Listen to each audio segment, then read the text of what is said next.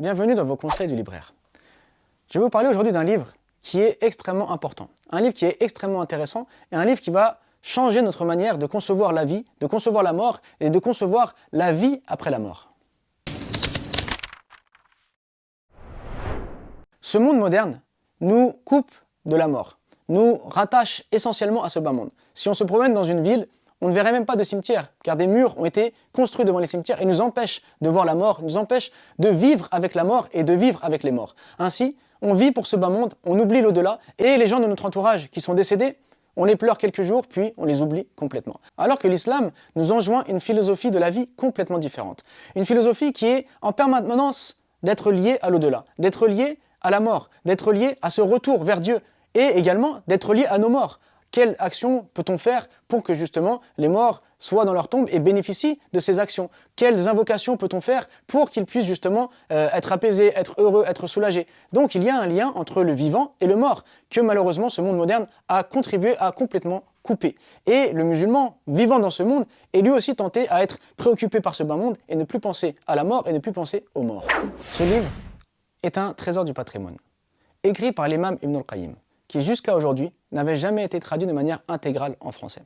Alors, l'édition ne nous propose pas juste une traduction brute de cet ouvrage, qui est vraiment un ouvrage essentiel, mais il nous propose une édition critique, une édition avec beaucoup d'analyse. Dans l'introduction, l'auteur va nous parler des différents manuscrits qui existent de ce livre, et il va nous prouver, nous montrer que ce livre est bien attribué à l'imam Ibn al-Qayyim, puisque certaines personnes ont pu émettre des doutes à ce sujet. Et il va nous le prouver à travers donc différentes citations de savants spécialistes qui ont travaillé dessus, dont par exemple Bakr Abu Zayd, qui va nous expliquer en quoi ce livre est réellement un écrit de l'imam Ibn al-Qayyim.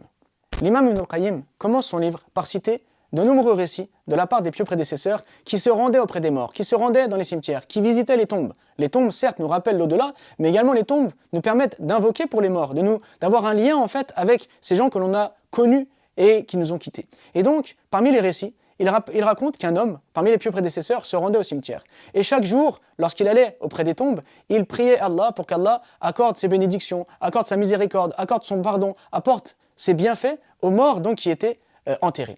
Et puis, un jour, il a cessé de le faire. Et dans ses rêves, il a vu alors plein de gens venir le voir et lui dire « Mais pourquoi as-tu arrêté de nous donner ces cadeaux, ces bienfaits que tu nous apportais chaque jour ?»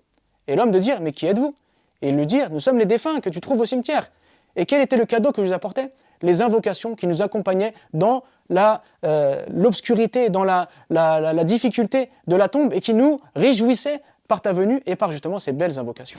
Alors l'imam Ibn al-Qayyim va profiter de ce sujet qui est l'âme, qui est l'esprit, qui est la mort, qui est la tombe, pour nous parler de toutes les questions qui peuvent se poser au sujet de l'âme. Qu'est-ce que l'âme? Qu'est-ce que la vie de l'âme dans l'au-delà? Est-ce que toutes les âmes sont interrogées par les anges dans la tombe? Est-ce que c'est seulement les croyants? Est-ce qu'il y a un délice? Est-ce qu'il y a un châtiment dans la tombe? Bref, de nombreuses questions qui sont liées à la vie donc dans ce monde intermédiaire entre la vie d'ici-bas, la vie éphémère que l'on vit, et la vie éternelle qui sera donc le paradis ou l'enfer. Un trésor du patrimoine, un livre exceptionnel, un livre qui nous relie à nous-mêmes, puisque ça va parler de notre esprit, de notre âme, qui s'interroge sur l'éternité ou non de l'âme, sur la vie de l'âme dans la tombe, sur la vie de l'âme dans l'au-delà, et donc un livre qui va nous rapprocher et nous rappeler de l'au-delà, mais également un livre qui va nous rapprocher de la mort, de nos morts, et qui va nous remettre en question sur la manière dont on se comporte avec cette vie, avec la mort, avec l'âme et avec nos morts. Alors, je vous invite à découvrir ce trésor du patrimoine, à le lire et le relire, parce qu'il va vous permettre, en même temps, d'en apprendre plus sur vous-même et sur ce monde et sur la vie future. Il va vous permettre donc de relativiser ce monde et de vous rappeler que la véritable demeure est la demeure de l'au-delà.